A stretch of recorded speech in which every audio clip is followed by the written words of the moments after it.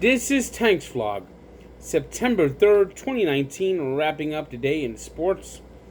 The first full week of college football came to an end, and it was Notre Dame coming off an appearance in last year's semifinal, getting their season started with a win. Now, Notre Dame didn't play exactly the best, sharpest game, especially early, as Louisville had an early 14-7 lead, but the defense settled in after allowing 2 touchdowns on the Cardinals' first 2 drives, and only allowed a field goal the rest of the way.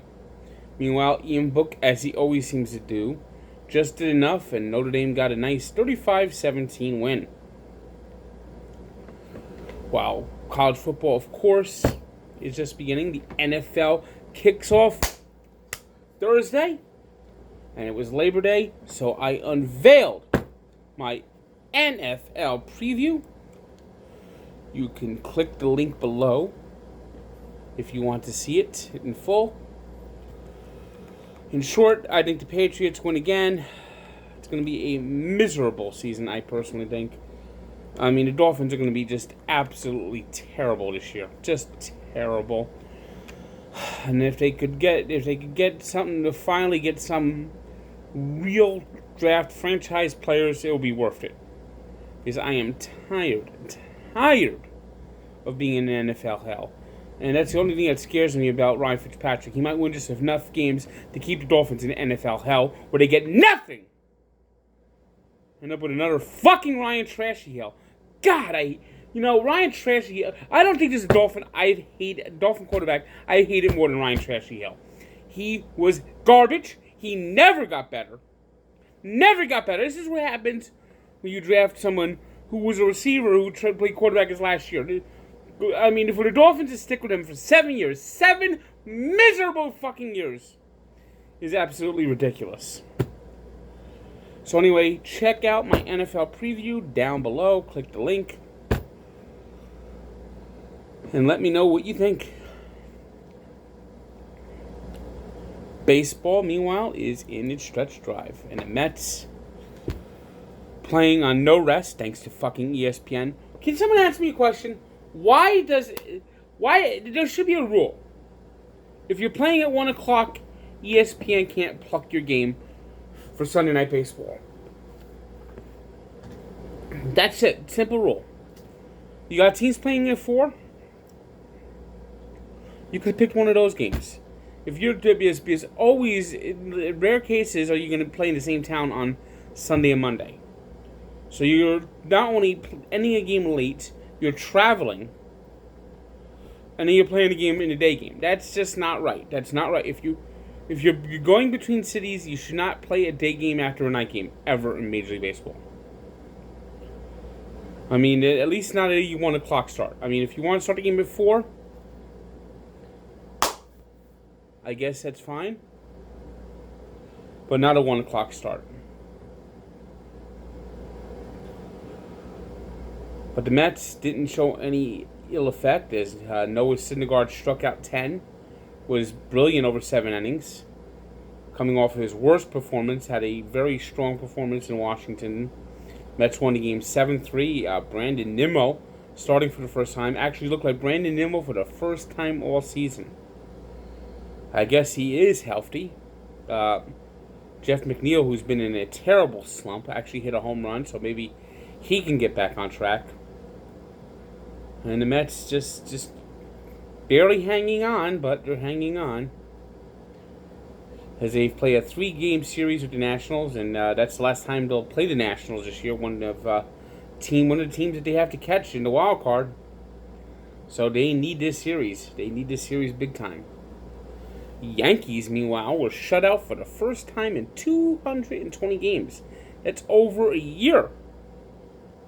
Second longest streak in the history of baseball. The Yankees were almost shut out on Sunday before the bats came alive late in the late innings. The walk-off home run winning that one. But it was Mike Minor, a pitcher that I think the Yankees should have tried to lure from Texas.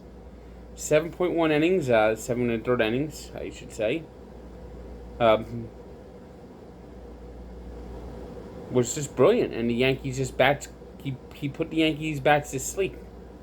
in a game that was delayed a couple hours by thunderstorms, but the Rangers beat the Yankees 7-6, so that streak is over. And the Yankees are in an interesting battle. They're battling for home field advantage with the Astros, also for the best overall record with the Astros and the Dodgers.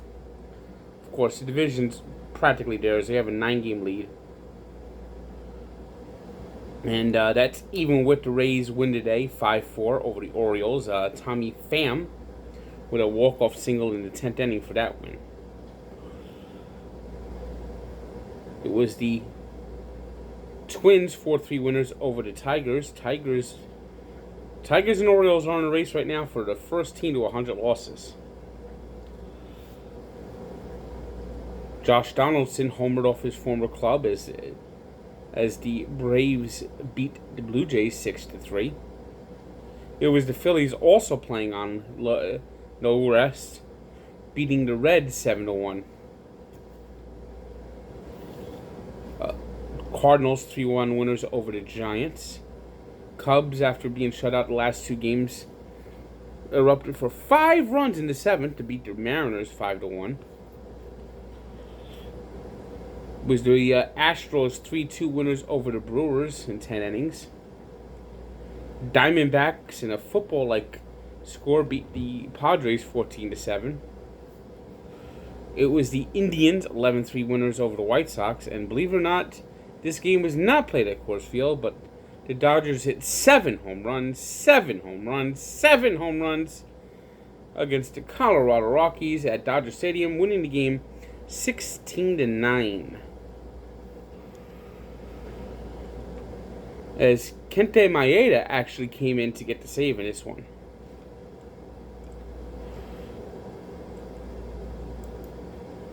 Today's 3 stars are Noah Syndergaard of the Mets, Joc Pederson of the Dodgers with those 2 home runs, and Mike Minor, who helped blank the Yankees. Today's birthday shout-out goes to Damon Stoudemire, a stalwart for the Raptors in their expansion season. Raptors, of course, announced they're going to wear throwbacks this year, from their first season, the old Dino uniforms. He turns 46 today. And we take a look back to 1999 when the umpires made an absolute total blunder with all the umpires resigning, which Major League Baseball said, okay, you guys suck. We'll hire new umpires. I mean, they scrambled to get those resignations back, but 22 umpires ended up at least temporarily losing their job, and only about half those umpires ever worked again. So check out the story of when the umpires struck out at Barstool Sports and at Sports Encyclopedia, where sports history lives. Good day.